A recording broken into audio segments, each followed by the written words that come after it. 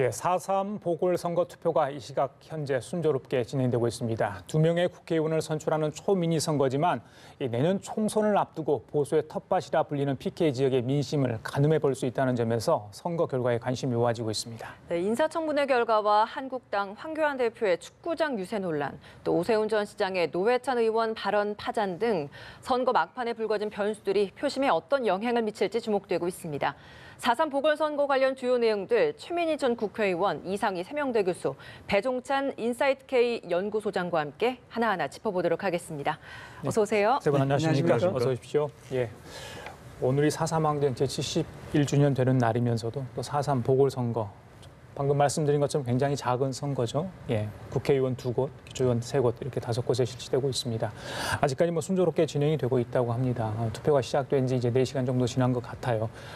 보궐선거, 국회의원 보궐선거 얘기를 좀 주로 해야 될 것 같습니다. 미니 선거지만 정치적 의미가 굉장히 크다. 여당도 그래서 굉장히 노력을 많이 한 것으로 알고 있습니다. 정치적 의미, 또 여당은 어떻게 좀 준비를 해왔는지 이야기를 좀 해주시죠.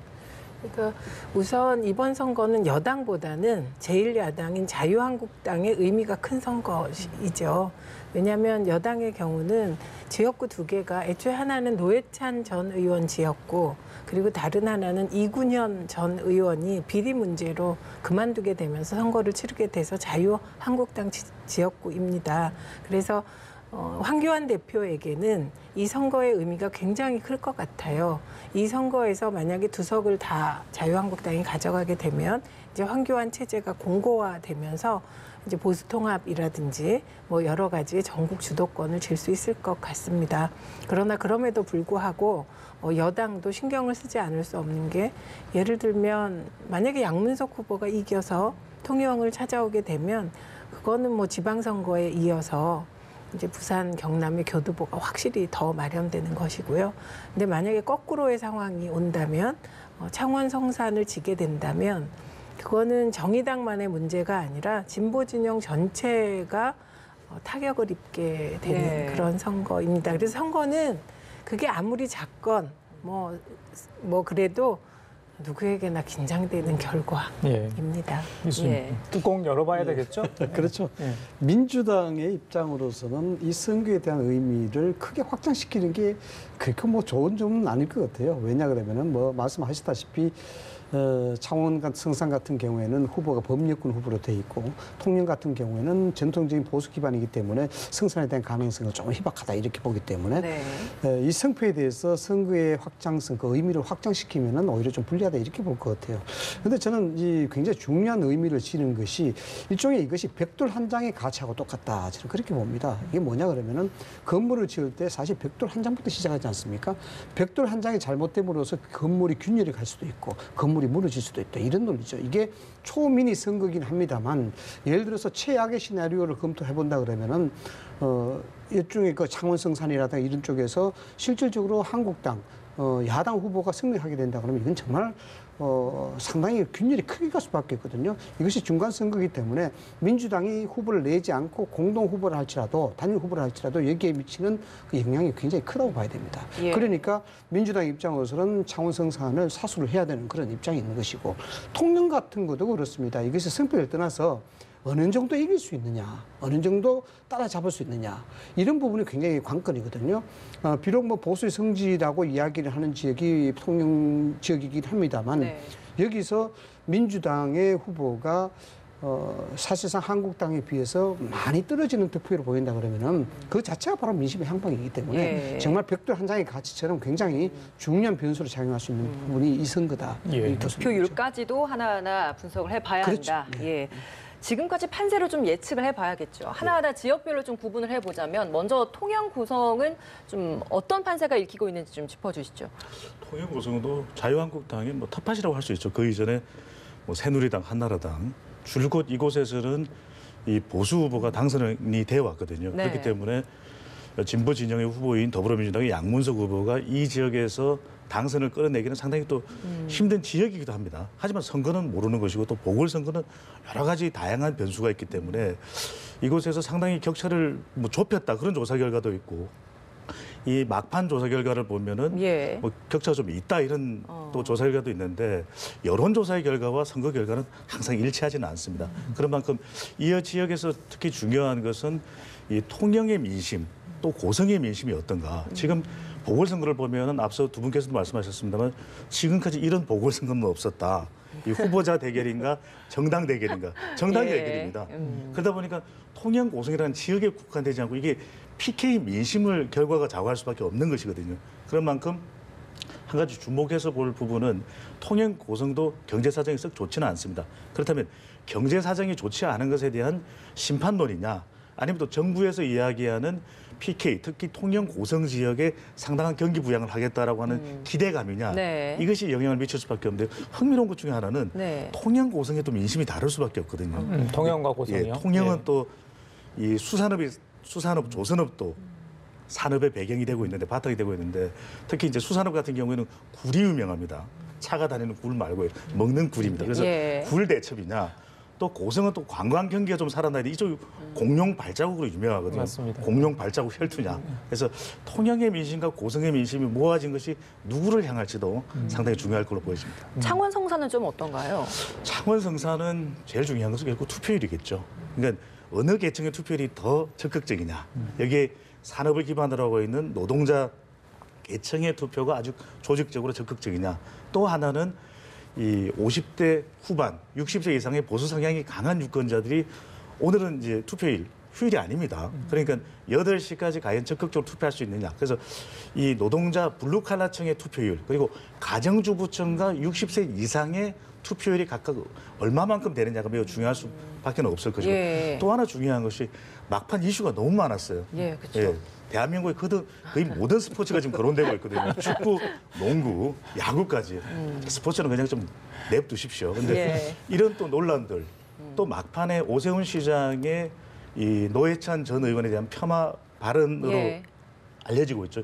이런 것들이 막판 표심을 어떻게 또 자극을 할까? 그러니까 이 선거에서 보면은 이슈가 크다고 생각했는데 의외로 이 투표에 영향을 주는 것은 약간 분노 이런 자극하는 발언들이 더 영향을 줄 수도 있거든요. 과연 이 스포츠 논란이냐, 운동장 논란이냐, 아니면은 뭐 경제 심판이냐, 아니면 이 노회찬 전 의원에 대한 폄훼 발언이냐가 영향을 미칠 걸로 보입니다. 막판까지 판세는 그럼 좀 비등비등했나요? 막판에 단일화 효과는 분명히 있습니다. 단일화 이전에 더불어민주당이 권민호 후보까지 포함을 했을 때는 이 3자 후보, 3자 이 출마 진보 진영 후보 필패론 뭐 이런 분석까지도 있었는데 예. 단일화됐기 때문에 단일화 효과가 두드러지게 나타난 것은 분명합니다. 그런데 점점 투표율이 가까워질수록 이런 격차는 좀 좁아지지 않았을까. 또 박빙 전개된다는 이야기도 있고 조금 더 차이를 냈다는 이야기도 있기 때문에 예. 뚜껑을 열어봐야 되겠습니다. 최 의원님이 그 단일화 얘기 좀 잠깐 해주시죠. 진보 후보 단일화. 민중당이 빠졌어요. 완전체는 되지 못했다. 그래도 여러 가지 의미가 있다. 기존에도 뭐 노회찬 전 노회찬 의원도 뭐 그런 식으로 됐기 때문에 그걸 뭐 이어가는 상황인데 어떻게 전망을 하십니까? 일단 단일화 이후에 지지율이 큰 폭으로 오른 거 맞습니다. 그리고 이후에 이제 물론 지지율의 격차가 줄긴 했지만 그래도 오차범위 밖에 마지막 여론조사가 있었거든요. 예. 그리고 이 부분을 이제 법여권 단일화라고 표현하는 건 정의당에 대해서는 좀 예의가 아닌 것 같고요. 그냥 이럴 땐 민주진보 후보 단일화 이렇게 얘기하는 게 맞지 않을까 이제 그런 생각입니다. 그리고 민중당의 경우는 이런 경우 이제 좀 거칠게 정의당 쪽에서 나오는 얘기는 결과적으로 그건 사표고 자유한국당을 도와주는 표가 아니냐 뭐 이런 얘기가 있습니다. 근데 예. 또 생각해 보면 민중당은 민중당으로서의 가치가 있는 거기 때문에 예. 이건 뭐 유권자께서 판단하실 것 같습니다. 그리고 이 부분은 이제 공당이 처음부터 후보를 안 내기는 힘들어요. 그러나 여기가 노회찬 전 의원 지역구이기 때문에 예. 민주당으로서는 단일화하는 게 당연한 수순이었다고 봅니다. 오히려 이게 역으로 진보 진영이 단일화되다 보니까 뭐 보수 진영에서 좀 결집하는 효과가 날 수도 있다라는 분석도 있던데 이거 어떻게 보십니까? 일단 뭐 그런 효과가 틀림없이 있다고 봐지고요. 실질적으로 뭐 현장에 있는 사람들하고 좀 통화를 해보니까 실질적으로 막판에 가면 갈수록 보수 진영에 결속하는 그런 움직임이 많이 보이고 있다 그래요. 뭐 여러 가지 뭐 사건 사고들이 많이 전개가 돼서 오히려 보수 진영이 불리하지 않을까라는 그런 예상들이 많았었는데 그런 것들이 오히려 또 역작용으로 지금 펼쳐지고 있다 이런 얘기입니다. 뭐냐 그러면 전통적으로 진보 진영은 결속력이 강한데 또 반면에 계속해서 본다 그러면은 보수 진영은 그만큼 결속이 낮아왔거든요. 여기에 어떤 모멘트를 줄 것인가가 문제였었는데 오히려 최근에 전개된 그런 사건들이 보수 진영의 위기감을 던져줬고 또 이런 것들이 결속으로 다져지는 그런 계기가 됐다. 그래서 막판에 가면 갈수록 점점 이게 결속력이 좀 단단해지고 이로 인해서 격차가 좀 줄어지고 있다 이런 얘기가 좀 나오고 있습니다. 특히 사실상 이제 창원 성산 같은 경우에는 뭐 다 언론에도 알려졌습니다만은 진보 진영 특히 그 노동권 이런 부분들이 성지로 알려진 만큼 굉장히 중요한 그런 아성 아니겠습니까? 예. 아성인데 이것이 동전의 양면과도 같은 그 부분이 있습니다. 뭐냐면은 실질적으로 현실과는 좀 괴리감이 있다는 것이죠. 자존심이냐 현실이냐 뭐 이런 건데 여기에 시중 바닥 민심에도 이 경제 부분이 위기감이 상당히 많이 작용을 하고 있습니다. 반면에 여기서 우리가 노동 부분, 이 진보 진영의 자존심이 무너져서는 안 된다. 또 이런 어떤 자존심의 대결이 또 있거든요. 그래서 이 부분이 어느 정도 차지할 것인가에 대한 문제인데 관건은 이럴 것 같습니다. 물론 뭐 결과를 봐야 되겠습니다만은 어느 선거에서나 나타나듯이 싸이 보수, 싸이 진영, 보수, 싸이 진보 뭐 이렇게 하지 않습니까? 숨어 있는 보수가 어느 정도 여기에 가담해서 결속에 도움을 줄 것인가 예. 이런 부분이죠. 이런 부분이 점차적으로 한국당 입장에서는 나타나고 있다고 긍정적으로 전망하고 있기 때문에 상당히 박빙으로 가질 가능성이 높지 않을까 이렇게 봅니다. 저는 이 지역에서의 최종적인 결과에는 더불어민주당 지지층이 창원 성산에서 큰 변수 또 키를 쥐고 있다고 볼 수 있겠네요. 왜냐하면 예. 단일화를 했어요. 그렇죠. 내가 지지하는 정당의 후보가 나오지 않으면 사실 투표장에 안 갈 수도 있거든요. 그러니까 단일화 효과는 분명히 있습니다. 그리고 네. 정의당은 노회찬 전 의원에 대한 추모 효과도 이 지역에 있는데 반면에 이제 보수 진영의 결집은 이 지역 내에서 경기 침체거든요. 이 창원 성산은 대표적인 제조업의 성지입니다. 울산과 함께. 그렇다면 이것이 치열하게 맞붙는데 더불어민주당 지지층들이 단일화한 대로 투표장에 적극적으로 가서 투표를 하는지가 아주 중요하다는 것이죠. 그러니까 결국 저는 이 변수는 더불어민주당 지지층들이 정당 지지율도 높습니다. 이 지역에서 또 지난 지방선거에서 부산, 울산, 경남의 광역단체장을 더불어민주당이 다 싹쓸이고 창원시장도 더불어민주당 소속입니다. 그렇다면 이러한 조직력이 얼마만큼 막판에 유지가 되느냐. 우리 후보가 나오지 않았기 때문에 투표장에 가지 않으면 이것도 영향을 받을 수가 있는 것이거든요. 그 최근에 아까 민주 진보 단일화 이렇게 말씀하셨잖아요. 그 연장선상에서 질문을 드리는 건데, 그러니까 이제 진보 후보가 당선이 된다 한들 이게 과연 민주당의 승리로만 100% 볼 것인가?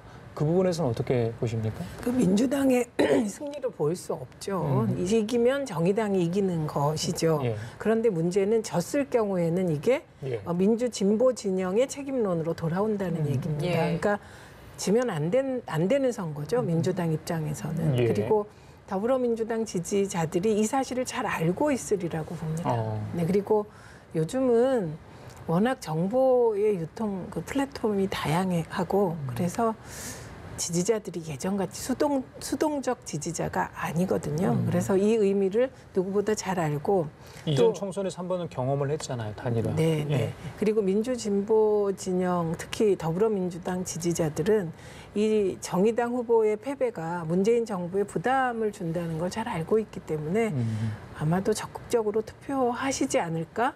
예, 이렇게 생각합니다. 단일화는 이 말씀을 꼭 드리고 싶은데 예. 제가 여론조사 전문가고 데이터 전문가니까 단일화에 대해서 이제 비난하는 시각도 있습니다. 자유한국당은 뭐 야합이다 예. 이런 이야기를 하는데 단일화 자체가 선거 공학이고 선거의 메커니즘이 작동하는 것이거든요. 그것 자체를 비난하기는 상당히 어렵습니다. 왜? 선거는 이겨야 되기 때문에 뭐 이기는 것에 대해서 명분이라는 것도 중요하지만 결과도 중요하거든요. 근데 여기서 중요한 건 이번에 이 정의당과 더불어민주당의 보궐선거의 단일화가 성공적이라면 내년 총선에도 시도될 수가 있습니다. 그런데 이것이 성공적이지도 못하다면 내년 총선에 대한 단일화에 대한 평가가 이루어지는 것이거든요. 내년 그럼 단일화 할 필요 없다. 왜 단일화를 하느냐. 예. 그러면 그럼 문제 안 되겠네. 단일화 안 하면 되지. 이렇게 생각하시는데 그렇지가 않은 것이 정의당이 지지율이 꽤 높아질 경우에 그렇죠. 지금도 지지율이 상당히 이 문 대통령의 취임 초와 비교하면 높아진 측면이 있거든요. 높아지게 되면 어떤 지역에서는 정의당 후보 나오고 더불어민주당 후보가 나오면 영향을 받게 됩니다. 그렇죠. 단일화하는 것이 더 효과적일 수도 예. 있거든요. 이 영향을 미친다는 점에서 오늘 창원 성산의 이 단일화의 결과가 중요하다는 것이죠. 그것 때문에 뭐 이해찬 대표도 그런 얘기 했지 않습니까? 어저께죠. 진보 진영, 즉 정의당과 민주당이 합해서 내년 총선에서 이길 수 있다라고 이야기하는 부분이 바로 그건데 어쨌든 뭐 말씀하신 게 동의를 하는 부분이 없지 않아 있습니다. 예. 왜냐 그러면 그건 공학적으로 일종의 전략적 싸움이기 때문에 충분히 뭐 단일화에 대한 부분을 이야기할 수가 있습니다. 그래서 우리 최민희 의원께서도 지적을 하셨습니다만 이 선거가 굉장히 중요하죠. 사실상 뭐 통영이나 고성 이 지역보다도 창원 선산에 대한 의식이 어디로 갈 것이냐 또 어느 정도의 격차를 나타낼 것이냐 이것이 굉장히 중요합니다. 왜냐하면은 이 한석 자체가 수십 석이 될 수가 있거든요. 뭐냐 그러면은 창원 성산에서 정의당이 한석을 유지한다 그러면은 한석을 얻는다 그러면은 결국 평화 정의에 대한 모임이 다시 이제 만들어지게 됩니다. 이게 뭐냐 그러면은 뭐 법률권이란 말은 좀 싫어하시지만 어쨌든 현 정부 여당의 국정 정책에 상당히 우호적이고 여기에 밸런스를 맞춰주는 협조적 체제를 가져가기 때문에 그게 되면은 원내 교섭이 될 수가 있습니다. 평화 정의가 다시 만들어지게 되면. 다시 만들어질 걸 그렇죠. 보십니까? 예, 예. 만약에 저는 뭐 충분히 지금 단일화하는 어떤 그 목표 자체가 민주당으로서도 그걸 기대하는 건 아니겠습니까? 그렇지 않으면은 그런 협조적인 관계라든가 없다면은 단일화할 이유가 없겠죠.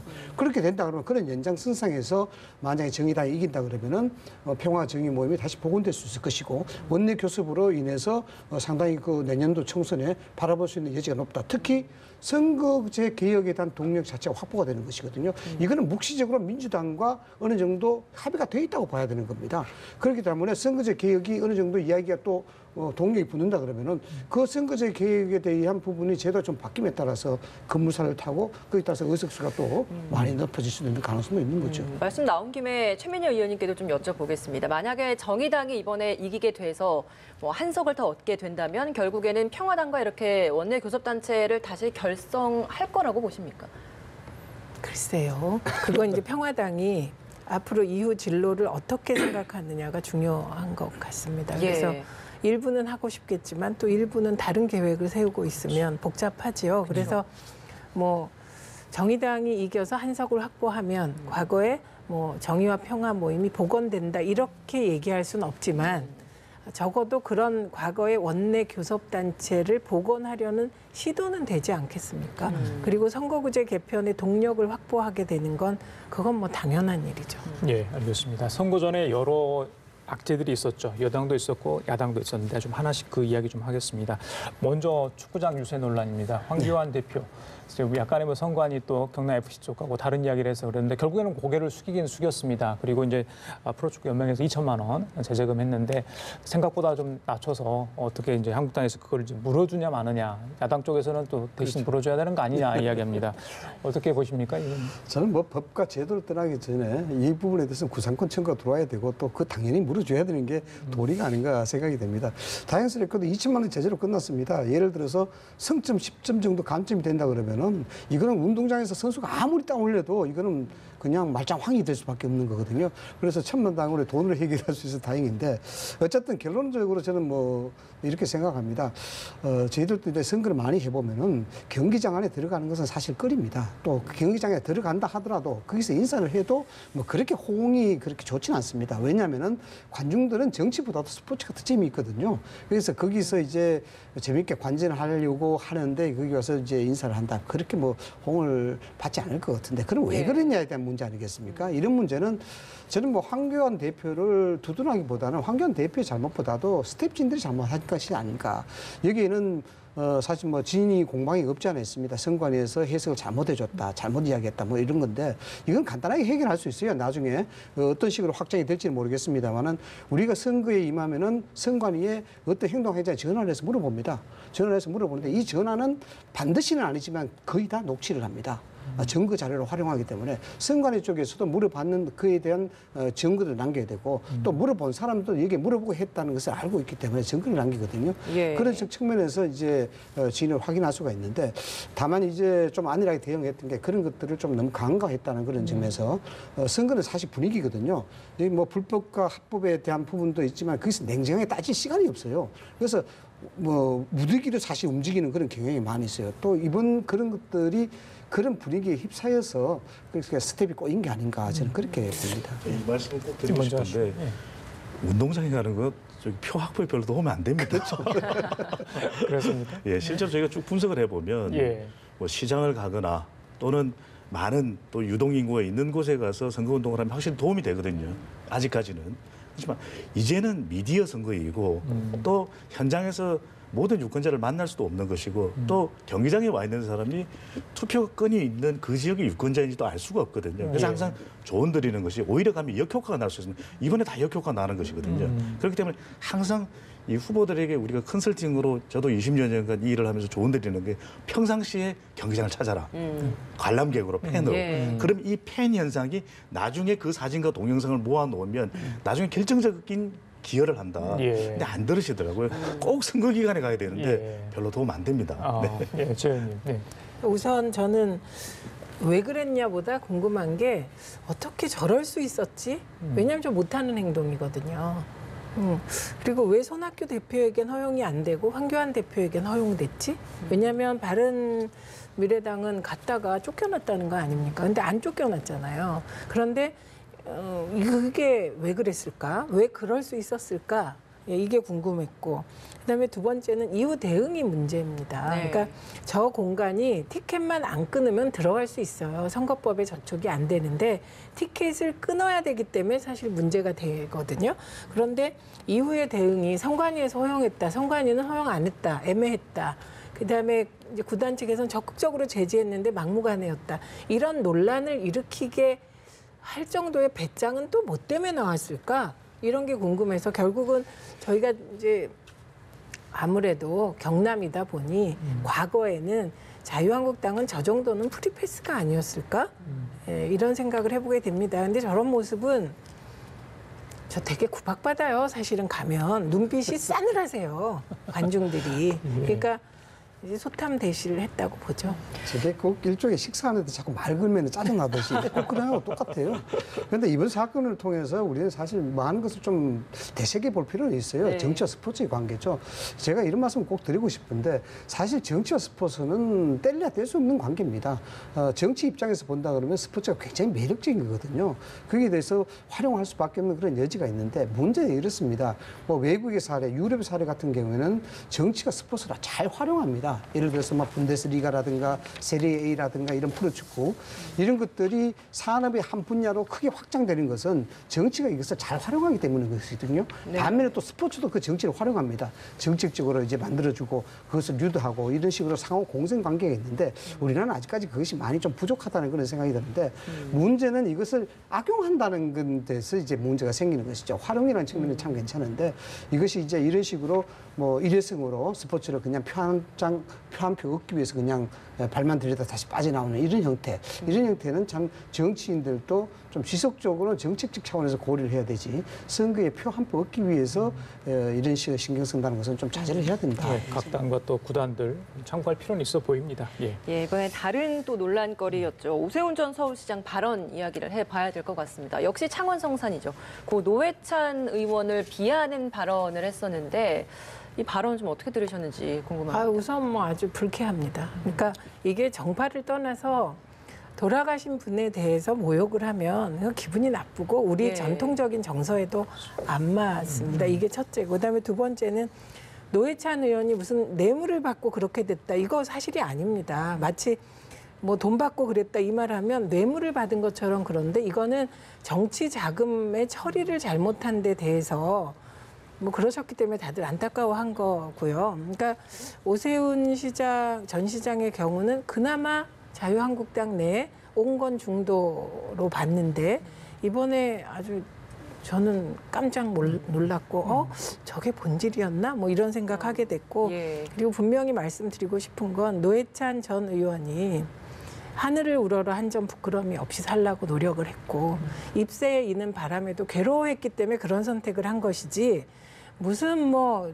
때묻은 정치인이 뇌물받은 그런 사건이 아니다. 이 점을 좀 오세훈 전 시장이 헤아려 주시기 바랍니다. 예. 사자 명예훼손까지 가야 될 사안이냐라는 논란도 있습니다. 네, 형사 고발까지 가야 된다고 그 보십니까? 사자 명예훼손은 일단 관계된 유가족들이 여기에 사자 명예훼손을 신청해야 제소를 해야 이제 수사가 된다는 것인데 정치판이 좀 젠틀맨십 어그리멘트가 좀 있었으면 좋겠어요. 신사협정이 좀 있었으면 좋겠습니다. 지금 선거판이거든요. 온갖 얘기가 난무할 수밖에 없고 온갖 비난이 난무할 수밖에 없는데 선거 끝나고 난 다음에 이것을 대체 확장시켜 나간다는 것은 과연 정치 발전에 도움이 될까라는 생각도 합니다. 물론 노회찬 의원의 그 유가족 되시는 분들한테는 상당히 좀 불쾌하다 볼 수가 있겠죠.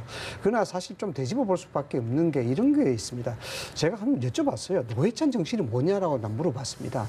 물어보니까 뭐 여러 가지 얘기를 하시더라고요. 지금 뭐 식기와 같은 얘기도 하시고 진보 정치에 대한 부분, 노동운동에 대해 헌신하신 이런 부분이 노회찬 정신이다 이렇게 이야기하는데 저는 좀 의문이 드는 게 이것이 그러면 사회적으로 보편타당한 가치를 가지고 있는 정신인가에 대한 부분입니다. 그것은 좀 아직까지는 그 시기상조다는 생각이 좀 들어요. 왜냐 그러면 그에 대한 평가가 계속 이루어져야 되기 때문에 그렇습니다. 그래서 오세훈 전 시장이 이야기했는 것은 아마 그런 측면이 아니냐. 이것이 보편타당한 사회적 가치가 의회된 정신 그리고 그에 대한 죽음 이걸 이야기하는 것보다도 지금 현실에서 선거가 이루어진 상황에서 여기에 노회찬 어떤 그 정신 그리고 그를 말미암아 유권자에 대한 표심의 향방 이런 것들이 일방적으로 흐르는 것은 합리적 기준에 봐서는 아니다. 이런 것을 애들로 표현하기 위해서 그런 건데 어쨌든 오세훈 전 시장의 그 어떤 이미지라든가 그런 것을 봐서는 조금 적절치 않은 그런 발언은 했다라는 생각을 합니다. 그 노회찬 정신 복잡한 거 아니고요. 노동 존중의 정신. 그다음에 노동 중에서도 비정규직. 그러니까 약한 자, 낮은 자, 지금 현재 고통받고 있는 자들을 중심에 두는 정치가 노회찬 정신입니다. 예, 소장님 이런 지금 두 가지만 예를 들었습니다만 저희들이 뭐 소개 안 한 그런 또 다른 악재들도 있겠죠. 이게 표심에 영향을 좀 어느 정도 미칠 거라고 물론 선거 직전에 터졌기 때문에 어느 정도는 반영이 됐을 거라는데 어떻게 보십니까? 부동층하고 중도층에게 영향을 주는 것이거든요. 특히 이제 발언. 선거에서는 물 한 방울 떨어지는 것도 조심해라 이런 격언이 있거든요. 왜냐하면 마지막에 그 변수가 결정적인 영향을 줄 수 있기 때문에 지금 이 오세훈 전 시장의 발언 같은 경우는 안 해도 될 말이거든요. 다른 표현으로 오히려 상대방의 긴장감을 결집력을 이완시켜라. 그래야 사실은 투표장에 오지 않기 때문에 자기 후보에게 유리할 수 있거든요. 예. 그래서 오히려 공격적인 발언을 해야 될 때도 있지만 오히려 상대방의 긴장감을 이완시키는 거죠. 오히려 노회찬 전 의원에 대해서 추모하는 이야기. 아까도 말씀드렸지만 이 지역에서는 추모 효과가 결집하는 동력이거든요. 그렇다면 자칫 이런 발언을 통해서 20대, 30대가 결집할 수 있고 가장 변수라고 할 수 있는 더불어민주당 지지층들이 또 결집할 수 있는 그런 영향을 줄 수 있기 때문에 상당히 중요하다. 그리고 인사청문회도 영향을 줬을 법합니다. 왜냐하면 최근 들어서 PK 지역의 지지율이 좀 하락하고 있는 것도 바로 그런 것의 방증일 수가 있는데 경기가 안 좋은 데다가 부동산 투기 이런 관련된 내용으로 낙마하는 결과도 최종적으로는 어느 정도 일수는 우리가 예측하기 힘들지만 이 선거에 영향을 줄 수가 있는 것이죠. 통영 고성 변수 사실 한국당이 우월하다라고 나오고 있었는데 한국당 점정식 후보가 기자에게 돈을 건넸다라는 신고가 들어왔던 부분 이건 막판에 어떻게 변수가 될까요? 네, 참 선거판이 깨끗해졌습니다. 사실 이런 것들은 오래간만에 들어보는 뉴스거든요. 예. 그래서 이런 게 아직까지도 성행하구나 이런 생각을 해서 좀 씁쓸했는데 영향은 없지 않아 있다고 저는 봅니다. 왜냐 그러면은 아시다시피 통영 고성 지역은 이군인 의원의 무투표 당선 지역이었습니다. 그럼에도 불구하고 좀 좋지 않은 그런 일로 의원직 사퇴해야 됐고 그로 인해서 지금 보궐선거가 진행되고 있는 상황이거든요. 그런 측면에서 고려를 한다 그러면 이런 것들은 그렇게 썩 기분 좋은 일은 아니지 않습니까? 그런 측면에서 이 부분에 대해서는 유권자들에게 뭔가 좀 부정적인 영향을 줄 수밖에 없다라는 건데 제가 사실 그 통영고성을 지난주에 갔다 왔습니다. 갔다 오니까 상당히 그 여론조사는 뭐 어느 정도 격차가 나 있는 걸로 알고 있는데 의외라는 좀 생각도 없지 않아 드는 부분이 있었어요. 뭐냐 그러면 양문석 후보가 민주당 후보인데도 불구하고 오래전부터 활동했다라는 이야기를 많이 하더라고요. 그래서 그 부분에 대한 인식이 좀 상당히 저번에 많이 깔려 있다라는 것이고 또 통영 출신이더라고요. 그쵸. 고성하고 인구가 거의 이제 물론 뭐 소지역주의라 해서 비난도 없지 않아 있습니다만은 실질적으로 그것이 어느 정도는 좀 작동하는 게 좀 보였어요. 그래서 이게 여론조사로 나타나는 현상과는 결과가 꼭 같지는 않겠구나라는 그런 생각이 들어서 좀 상당히 근사치까지 가지 않겠느냐라는 생각을 좀 합니다. 알겠습니다. 여당 쪽 악재 얘기 좀 하겠습니다. 인사청문회 얘기 안 할 수 없죠. 2명의 장관 후보자가 낙마를 했고요. 글쎄요. 3명에 대해서 인사청문 보고서 요청을 했죠. 네. 물론 임명한 사람도 있습니다만은. 자, 이런 것들이 이제 표심에 어느 정도 영향을 미칠지, 물론 김의겸 전 청와대 대변인의 부동산 투기 의혹 관련해서 사표를 내고 나간 부분도 물론 바로 직전에 있었기 때문에 이거 표심에 영향을 줄 거다 이런 분석도 있습니다. 최 의원님은 어떻게 예상을 하십니까? 그렇죠. 악재죠. 악재고 그리고 국회의원 선거는 사실 중앙 여론과 굉장히 연동해서 갑니다. 네. 그러니까 인사청문회를 이 시기에 할 수밖에 없었던 것도 민주당 쪽에는 결코 좋은 게 아니죠. 뭐 그 정도가 아니라 악재로 작용을 할 수밖에 없고 인사청문회는 어느 정부에서든 여당이 타격받지 않은 적이 없습니다. 그리고 인사청문회 자체가 야당의 장인데 상대적으로 타격이 적었던 것은 자유한국당 의원들이 그렇게 자료와 날카로운 질문, 깊은 고민, 그런 준비가 좀 덜 되어 있어서 오히려 제한적인 영향을 받지 않았나 싶습니다. 여기에 대해서는 뭐 이게 너무 많은 이슈들이 있었어요. 실제 인사청문회가 크게 임팩트, 즉 효과를 보이지 못했다고 저는 생각이 듭니다. 유권자들은 뭘 본다고 생각하십니까? 인사청문회. 그 사람들이 인물이 왜 낙마됐는지를 보는 겁니까? 아니면 낙마되는 정말 숫자를 보는 겁니까? 뭘 주로 본다고 생각하십니까? 국민들은 대체적으로 저희들이 이제 경험상 봤을 때 인사청문회에 올라온 사람들의 자격, 그러니까 저 사람은 왜 장관이 돼야 되느냐 이런 부분을 상당히 많이 봅니다. 뭐냐 그러면은 일종의 국민들은 보상 심리가 있거든요. 보상 심리라는 것이 뭐냐 그러면은 개각 대상에 오르는 장관 후보자들 몇 면을 보면서 저 사람이면은 내가 좀 좋아해도 될 만한 사람인가라는 부분이 있고 또 자신과 비교를 해서 많이 봅니다. 그래서 여기에 대한 이제 보상 심리를 좀 기대하는 부분이 상당히 큰데 그렇기 때문에 자격이 많이 떨어진다든가 또 문제가 많은 사람이 후보가 된다 그러면 거기에 가차없는 비판을 하는 것이 이제 국민적 정서라고 봐야 됩니다. 그래서 이 문제가 실질적으로 청와대에서는 문제가 없다라고 이제 국민소통수석이 직접 얘기해서 여기 또 비난을 받고 있습니다만은 저는 좀 의심이 드는 게 사실 이런 거예요. 조동호 후보자나 최정호 후보자는 낙마했는 것을 보면은 두 사람 후보다가 실질적으로 인상 검증 차원, 그러니까 제1단계인 세평 차원에서도 사실상 걸러질 수 있는 문제입니다. 물론 인사 원칙이 7대 원칙이 있긴 합니다만 세평이라는 것이 요즘은 어떤지 모르겠습니다만 국정원, 검찰청, 경찰청 곳곳에 해서 이 정보를 받아보고 저 사람이 어떤 생활을 해왔느냐 그리고 어떤 평가를 받고 있냐를 받아보는 게 세평이거든요. 그걸 통해서 사실상 정무적 판단을 합니다.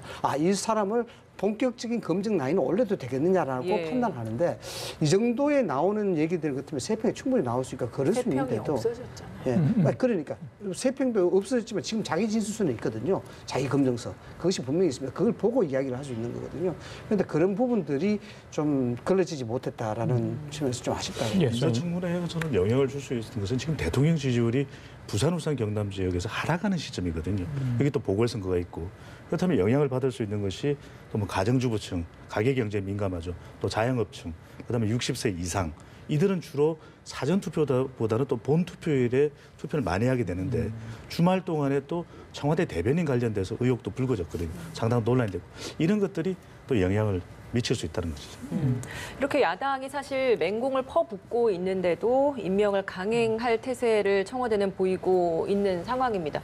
사실 뭐 이렇게 임명을 강행을 하다 보면 이런 부분도 일정 부분 좀 영향을 주지 않을까라는 생각이 드는데 어떻게 보십니까? 영향을 줄 수밖에 없겠죠. 지금은 예민한 시기입니다.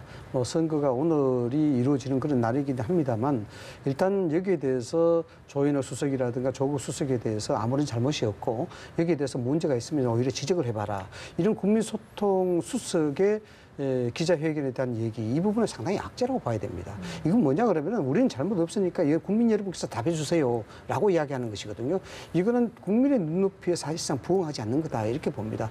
이것이 제 생각 뭐 개인적인 판단입니다만 이걸 정부적 판단을 제대로 한다 그러면은 대통령 인사가 사실상 행정 인사는 아닙니다. 이것이 어떤 룰과 규칙이 없습니다. 그래서 대통령 인사는 정무 인사라고 이야기하는 겁니다. 어떤 뭐 규정된 룰에서 하는 것이 아니고 이 사람이 국민들 국민들의 눈높이에 부합할 수 있는 사람인가 이걸 보는 거거든요. 그 사람의 능력도 중요한 거지만 이 사람을 선임하고 이 사람의 임명함으로 인해서 국민 정서에 어떤 영향을 주고 정책에 영향을 줄 것인가 이걸 보는 겁니다.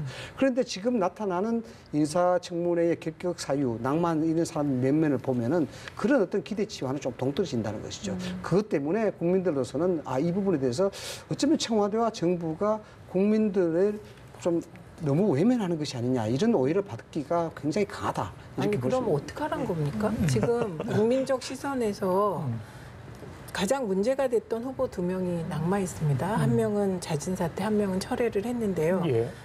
그럼 지금 박영선, 김현철 후보 나머지는 이제 야당이 뭐 부적격 형태로 청문 보고서를 채택했으니까 그건 문제 삼으면 안 돼요. 그러니까 빨리 3명은 떼어내고 박영선, 김현철 후보자인데요. 박영선 후보자는 자유한국당의 황교안 대표를 김학의와 연관시켰다는 거 외에 물러날 이유가 뭐가 있습니까? 그러니까 저는 야당이 박영선 후보자가 진짜 국민들이 보시기에 사실 제가 보기에 저거는 못 버티겠는데 이런 생각이 들 만한 자료를 제시한 게 있습니까? 그런 잘못을 한 게 있습니까? 이게 없으면 이제 그만 흔들어야 되고 김현철 후보자의 경우는 야당이 2가지를 문제 삼고 있습니다. 하나는 대북관이 잘못됐다.